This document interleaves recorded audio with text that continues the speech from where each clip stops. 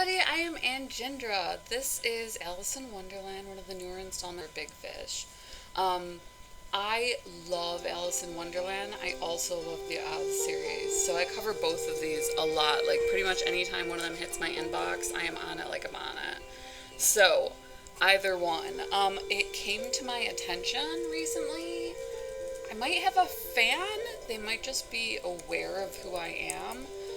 Just as a heads up, any sort of resemblance of any of my characters to anyone in the real world is completely and totally a coincidence. I'm very much a part of the cosplay, Renfest, gaming circuit. I always have been. So if anyone out there feels that there is any connection, I actually ran into that in an LGBTQ book once where somebody used an identifying feature which would be illegal. So that sort of thing made me horribly uncomfortable. They were from Vancouver, so there's no way it was about me, but I would never ever do that to somebody. So just so that you know, any sort of relationship, the character that I'm referring to in my series is actually kind of based off of my grandfather. So in no way related to him either. On her way to school, Alice heard other people's whispering to each other. It's her, the daydreamer. Let's start with your homework, the teacher said harshly. Alice, you were to analyze the book. Is there anything you'd like to say? I just figured I'd put that disclaimer in my next video because I was getting some feedback about that. That's not an answer. What did the author mean by the novel?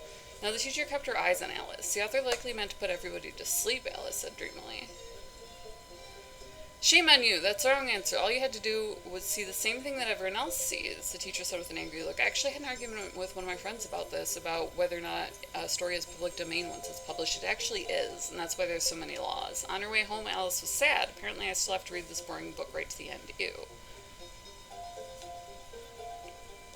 When Alice returned home, her parents scolded her. They locked Alice in her room so that she could concentrate on her homework. Reluctantly, she began reading. We do this for D&D, so I'm always surprised when a character who's part of a fantasy novel finds this arduous, because we do this to research characters. On the next page, Alice saw a white rabbit with a pocket watch. It's black and white, etc., down the rabbit hole. Alice looked at the page closely. Suddenly the letters started glowing and dancing in front of her eyes. They surrounded the girl. Too quickly for even the smallest groan of amazement or fright, she was drawn inside the book. They were near the castle now. They saw high towers and flags waving their tops. Friends finally reached their destination, but the gate was closed. There was a guard standing in front of it. Oh, where am I? It doesn't look like London. Am I dreaming? Hey, is there anyone else in my dream? That's a good question. So, if you ever feel that you are featured inside one of my dreams, you are not. Like I said, the character that I'm referring to was based very loosely off of my own grandfather and bears no resemblance even to him, so... Tweedle-doo! Wow, sounds like someone is screaming somewhere. I'm not someone, my name is Alice. I'd introduce myself personally, but the trail is black with huge pieces of candy I can't get through. It's an American trope that nothing is created in a vacuum, and that we are allowed to take elements as long as they're not identifying elements and create with them. So, I personally have lodged mild protests for the same sort of thing, so that's why I'm addressing it. And I felt this was a great context to do so because most fairy tales, and this one is a little bit more modern, are actually based off of zeitgeists, which are often things like small town gossip, cover stories, that sort of thing, to kind of keep society moving. So they have things that are happening all over, and they're just put together, and so a whole lot of people do feel that relation, and if there is one identifying feature, then they will sometimes feel that it's them, it's not. This is what happens after Candy Rain, and I love candy. Me too. I love to drink tea with it, but not when it's in my way. And you'll find that politicians and whatnot will use that to polarize, although they use a newspaper venue, so at least they're not too shady about it. That's kind of normal for politics. I also like collecting candy. Tweedledoo will help Alice. Oh, so we're friends in this one. We need candy for most actions. So for instance, if I were to look at this and say, oh, on my main page, my first video, the monster needs candy, I would never in a million years say, oh, they're calling me a monster. I mean, for starters, it's from a big production, but even if it were an individual, I know it's not about me. Click to unlock the path. You'll have to spend some candy, so I use candy for fuel. Sounds like me in real life.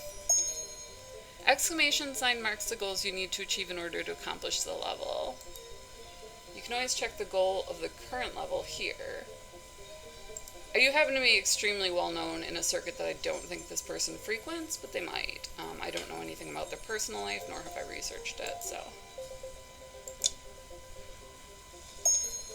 I like to make in absentia statements prior to anything becoming popular because I feel that it keeps it very anonymous. I.e., if you make a big deal out of something that's not true, or even if you make a statement about it, it doesn't even matter because if it's untrue, it will never follow the person home. Hence the whole thing where in a small town it's bad to gossip, but in a large venue like forums or video games, it's pretty harmless and you just wind up with fairy tales. Wow, so much candy. Must have rained pretty heavily. Oh shoot, I meant to click. Well, instead I skipped. I guess I better go get me some imagination. Can I move things with it though? I don't think so. I still need Tweedle. There's quite a bit of candy behind this. We'll go get that. Somebody's hiding here. I need to get near to have a closer look. Then it told me to, so, there's that. My head, my poor head. Is that the White Rabbit? He's one of my favorite characters. I need a candy for this and I don't have one. I just find that unlikely. Oh, I need one more candy. That makes sense. I wonder what the altar candy does. I need 2 and a wood. Well, I certainly have that, but that's only 1 candy. I think I need 2. Useful resources appear at the altars regularly. Don't forget to collect them. Oh, well, I can certainly do that.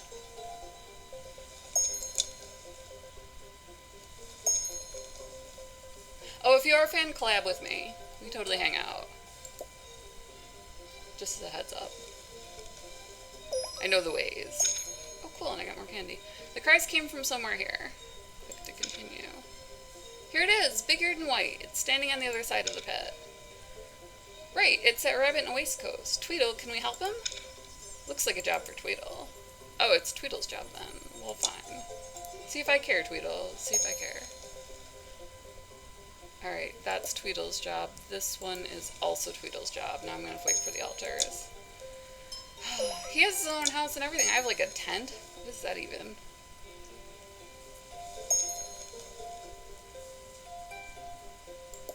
Oh, so now I'm out of candy.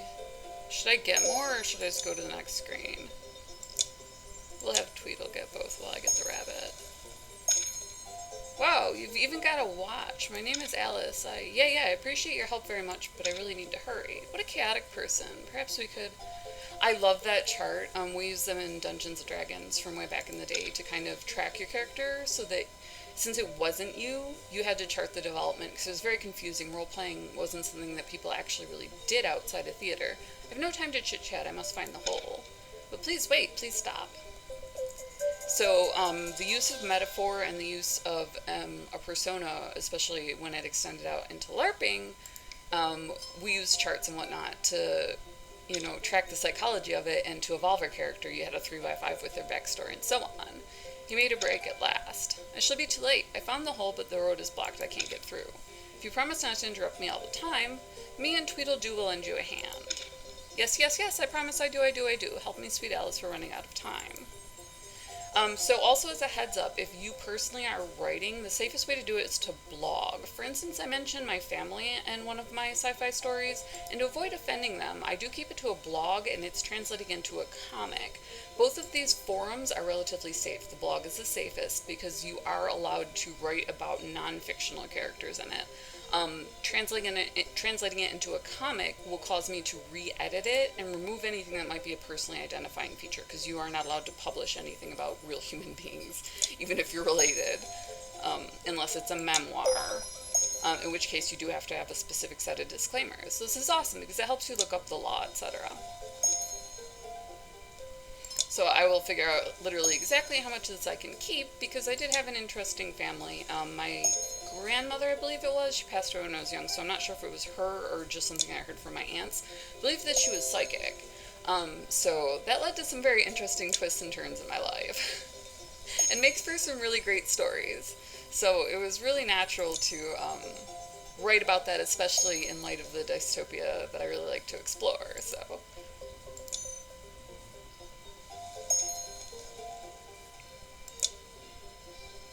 um, it's the Psychic War series, and it's based on the Second Cold War, which supposedly happened starting around 2013.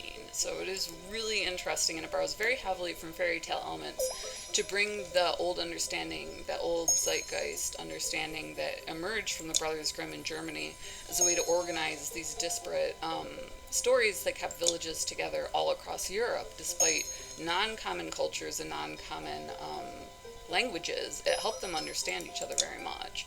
So it really does work. So I decided to try it out, and I used modern fantasy elements. I brought in a lot of the stuff that you'll see in the Forgotten Realms, that sort of thing, the tropes that we use that maybe we didn't realize we were using when Gossip came through, to track things like what was going on in Scandinavia versus what was going on in the Eastern Bloc, etc., especially after World War II. They don't all have a direct historical element, but they do all fit nicely in with things like gossip and how that was affecting America town per town. So it's a really interesting series if you want to check it out. I always encourage people to go to badfantasyrx.blogspot.com. We do book reviews for fantasy, we do video game reviews, and then I also do the serial, which is technically a weekly serial, but I tend to write slightly more frequently than that. It was an interesting Cold War. I'm currently being kidnapped by Russians, if you're wondering what's going on in the series.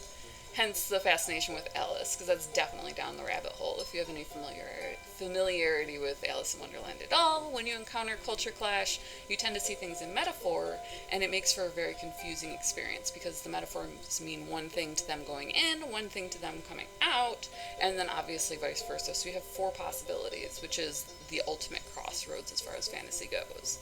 Are you tired, Tweedledoo? There are so many heaps here. Not at all. However, I wish my brother was here so we could do it faster. Do you have a brother? Where is he then? He lives somewhere else. Our houses are small and only one person can live in them. Huh, I will make more room for everyone. This is actually my dream. I can just imagine this house becoming more spacious and pretty. Well then, we'll have to make that a reality, won't we? Tweedle house level 1 necessary. I need 2 more dream points. Where are those? They're over this way.